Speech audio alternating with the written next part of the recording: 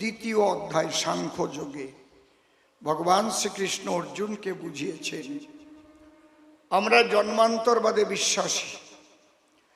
কিছু কিছু ধর্ম আছে তারা কয় একবারই জন্ম হয়, একবারই মরে যায়, আর আসে না, এই কথা কয়। কিন্তু তাদের মধ্যে আবার সাদৃশ্য বৈসাদৃশ্য বিভিন্ন মতবাদও আছে, সেগুলো আমি বলবো না। তবে আত্মা কর্ম অনুযায়ী ফল ভোগ করে।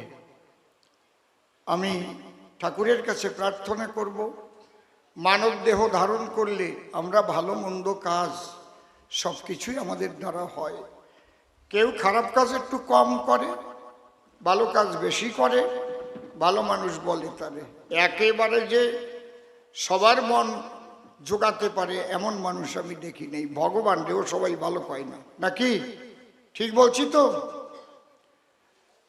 কেউ রামের পূজা করে, আবার আমি নিজে দেখে এসছি দিনাজপুরে, সেখানে রাবণের পূজা করে।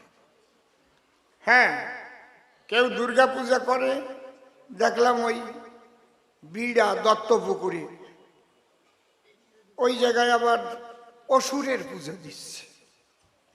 এখন একদল তো এরকম আছে, চিরকাল আছে, থাকিয়ে মেজরিটি মাস্ট বি গ্রান্টেড। ভগবান শ্রীকৃষ্ণ বলেছেন আত্মা অজর অমর অক্ষর। জন্ম নিলে কর্ম অনুপাতে, আবার সেই কর্ম অনুপাতে মৃত্যু হলে আবার তার পুনর্জন্ম হয়। আমি যদি মানুষ হয়ে জন্ম নিয়ে ছাগলের মতো কাজ করি, তাহলে পরের জন্মের গান গাওয়া লাগবে না, ছাগলের গর্ভে জন্ম নিয়ে ম্যাম করে বেড়াতে হবে। এই জন্যে কর্মই হচ্ছে শ্রেষ্ঠ। দুর্নীতি ছেড়ে দিয়ে, মানুষকে ঠকানো ছেড়ে দিয়ে, ভালো কর্মের মধ্যে দিয়ে যে যা করেন না কেন, বড়ির ব্যবসা করেন তাতে কি হয়েছে? বড়ির ব্যবসা ভালোভাবে করতে হবে, মানুষ যাতে খেয়ে ভালোবাসে, ঘন ঘন আমার দোকানে আসে, তাই না? আর ওর মধ্যে এমন পাইল দেওয়া যদি আরম্ভ করি, তাহলে একবার কিনলে আর কিনবে না সেই বড়ি, ঠিক না? তারপরে এ দোকানে ও দোকানে দড়িও দড়ি।